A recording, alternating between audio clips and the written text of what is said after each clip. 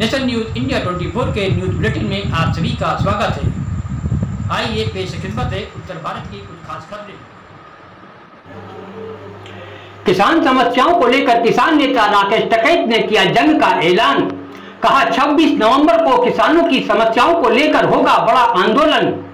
श्रावस्ती में किसान महापंचायत में शिरकत करते हुए किसान नेता व भारतीय किसान यूनियन के राष्ट्रीय प्रवक्ता राकेश टिकैत ने सरकार पर जमकर साधा निशाना। श्रावस्ती जाते समय बहराइच में पत्रकारों से बात करते हुए उन्होंने कहा कि PFI पर बैन लगाया जाना जहां ठीक काम है, वहीं देश में और भी ऐसे संगठन हैं तो उन पर भी बैन लगाया जाना चाहिए। उन्होंने ये भी कहा कि पक्षपातपूर्ण ढंग से बैन लगाना गलत काम है। सरकार ने सर PFI पे बैन लगा दिया है, वो भी सिर्फ 5 सालों के लिए, क्या कहेंगे सर इस पे? लगा दिया होगा तो सरकार देख रही तो कैसे सब संगठनों को लगेगा। तो क्या आपके हिसाब से सही हुआ है? अगर कोई गलत काम कर रहा हो तो सही हुआ होगा, अगर पक्षपात से कर रहा होगा तो गलत चीज है। सर राहुल गांधी की यात्रा पर क्या कहना है आपको, जो पैदल यात्रा उनकी है? और पैदल यात्रा करनी चाहिए, पहले से शुरू कर देते। इन्हें सारे विपक्ष को निकट जाना चाहिए सड़कों पे, नहीं तो सारे बंद होंगे। सबके ये आंदोलन पर बैन लगाओगे आने वाले टाइम पे, पॉलिटिकल पार्टियों पर बैन लगाएंगे, इनको पैसे से कमजोर करेंगे पूरा। और देश में एक ही पार्टी का राज ये चाहते हैं कि रहे, विपक्ष को खत्म करेंगे। इलेक्शन में बेईमानी से जीतने का काम करते हैं। उत्तर प्रदेश में 100 सीटें बेईमानी से जीता है यहाँ के अधिकारियों ने। ये बात तो अखिलेश ने भी कही है कि बेईमानी हुई है चुनाव में। क्यों कहते तो सबने कही। आपका धरना कब चालू होगा? वहाँ पर क्या क्या होगा, जो 30-30 हजार से जीते हुए कैंडिडेट थे उनको हरा दिया और हारे हुए को जीत का सर्टिफिकेट दे दिया। समाजवादी पार्टी पर रोक लगाई है कि विधानसभा इलाके में पैदल नहीं चल पाएंगे। चलो हमें नहीं पता भाई, हमें कुछ नहीं पता, हम तो पॉलिटिकल आदमी है नहीं, हम तो अपना किसान संगठन चला रहे।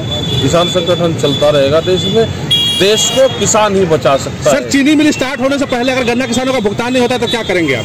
आंदोलन करेंगे और क्या करेंगे, आंदोलन ये है। मुख्यमंत्री ने कह रहा है क्या कि भुगतान हो जाएगा। धन्यवाद सर। हाँ धन्यवाद। आपका जो आंदोलन दिल्ली में होना है उसको दिल्ली में नहीं, अब आंदोलन कहाँ और कैसे होंगे। एक बड़ा आंदोलन देश में फिर होगा, MSP के सवाल पे होगा, फसलों के रेट के सवाल पे होगा, ये जो जमीनों की लूट मच रही है इसके सवाल पे होगा।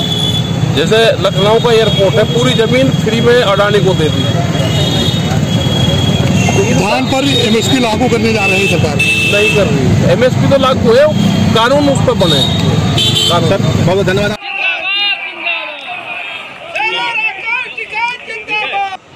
माननीय विधायिका जी का भी स्वागत है।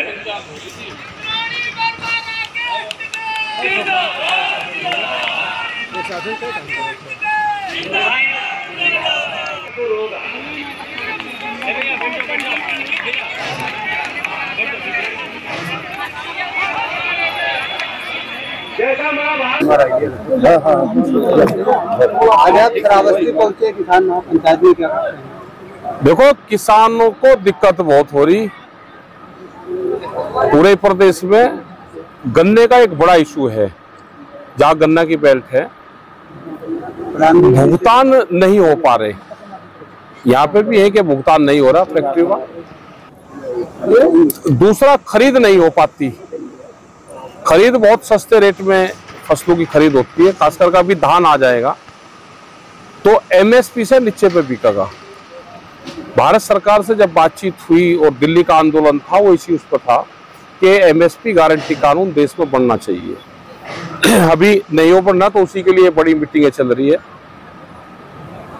जल भराव की समस्या है, फसल खराब हो जाती है तो बीमे से लाभ नहीं मिलता, ये बड़ी समस्या है। बिजली की है, अगर बिजली के जहाँ पर ट्यूबवेल हैं, सरकार ने कहा कि बिजली फ्री देंगे, लेकिन अब किसान के जो खेत हैं उस पर मीटर लगाने शुरू कर दिए।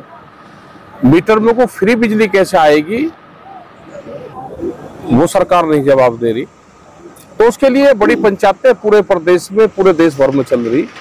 MSP के लिए एक बड़ा आंदोलन देश में होगा। 26 नवंबर को लखनऊ में बड़ी पंचायत होगी। गवर्नर को लोकल के इशू रहेंगे और जो राष्ट्रीय इशू रहेंगे उसके संबंध में ज्ञापन जाएगा, क्योंकि 26 नवंबर को ही दिल्ली में आंदोलन की शुरुआत हुई थी और वो पूरे देश भर में स्टेट की राजधानियों पे वे प्रोग्राम होंगे। आपने कहा है कि फिर से एक बड़ा आंदोलन, बिल्कुल बड़ा पंचायत होगी, बड़ा एक आंदोलन देश में फिर होगा। क्योंकि जिस तरह से सरकारें काम कर रही हैं, सरकार पूर्ण रूप से सत्ता पक्ष एक दबाव बनाने का काम कर रहा।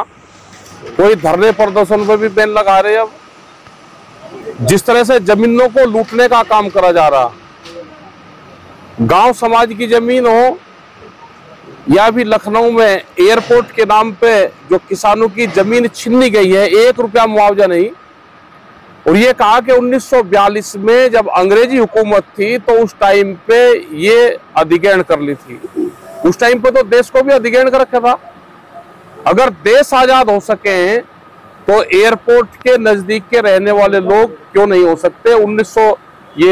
2010 तक वो जमीन उन किसानों के नाम थी। 2011 में